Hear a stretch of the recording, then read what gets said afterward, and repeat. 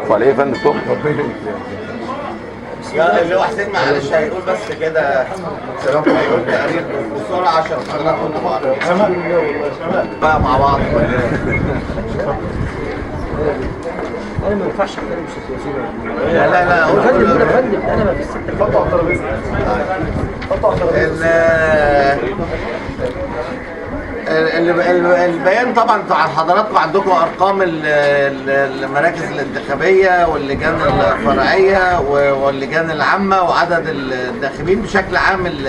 اخر رقم احنا عدد المراكز الانتخابيه 477 واللجان الفرعيه 768 وعندنا موجود 768 قاضي. اللجان العامه 17 لجنه. الناخبين 3,557,000. عدد الصناديق 768. الفكره ببساطه ان احنا مأمنين كل الاماكن كهرباء وميه وكراسي جاهزه للنزول وشوادر عشان الشمس وعربيات اسعاف 82 عربيه بتأمن المكان و15 مستشفى متنقله او عياده متنقله فيها اطباء على اعلى مستوى. اعتقد الخبره اللي احنا موجودين فيها دلوقتي بتحمل نعومه شديده جدا في الحركه. يعني انتم شايفين احنا المره اللي فاتت في الاستفتاء على الدستور كنا موجودين في سموحه وكان الشكل زحمه شويه وكان مختلف عن اللي احنا فيه النهارده.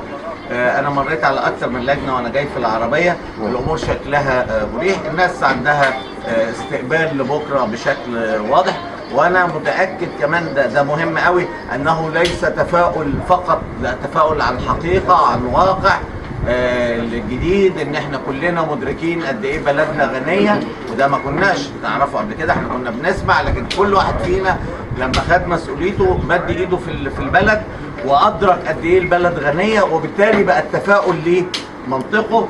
احنا بنتحسن يوم عن يوم. احنا الفتره الاخرانيه من بعد 30 يونيو يمكن في 8 اشهر اللي فاتوا كم المشاريع اللي تمت على ارض مصر بشكل عام واسكندريه بشكل خاص بصفتي متابع ليها ممكن كانت تاخد سنوات وسنوات مش قليله. يعني اللي خلص في 8 اشهر كان ممكن يخلص في 10 سنين في مجالات كثيره، في الميه، في الصرف، في الشرب، في الاسكان.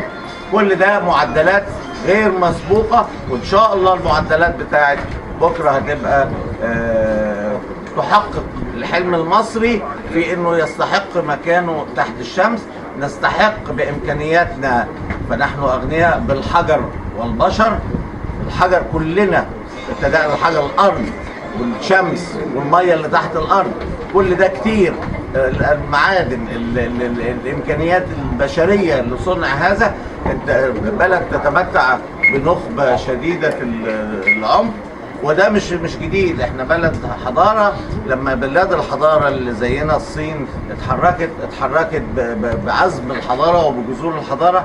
وجذور الحضاره اعتقد في مصر هنشوف تأثيرها والناس كل يوم هتلاقي يعني حاجة جديدة إن شاء الله أملها في ربنا وفي بكرة وفي العمل وأن العمل هيبقى قيمة هتنمو إن شاء الله مع الوقت في بلدنا.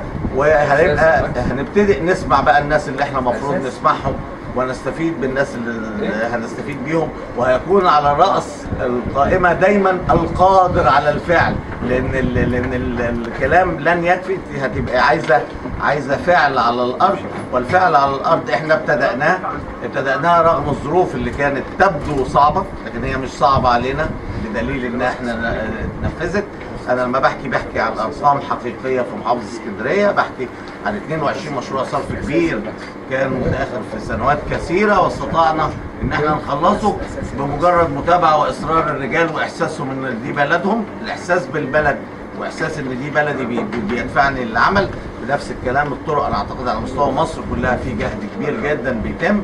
على مستوى الاسكان انتم شايفين ورش العمل الميه وما شابه. احنا النهارده في وجود ميه بتضخ ليك اقل ما عندكش نفس المشكله اللي كانت موجوده مثلا. ده مؤشر ان احنا قادرين على الفعل ان شاء الله ومؤشر قادرين على الفعل في ظروف غير متكامله تحت الفرصه للعمل. ان شاء الله اللي جاي هيبقى اكتر. انا نسيت اتكلم على الصحه على الاسكان. ببساطه احنا في الطب الجامعي بس في الطب الجامعي مستشفيات الجامعه في اسكندريه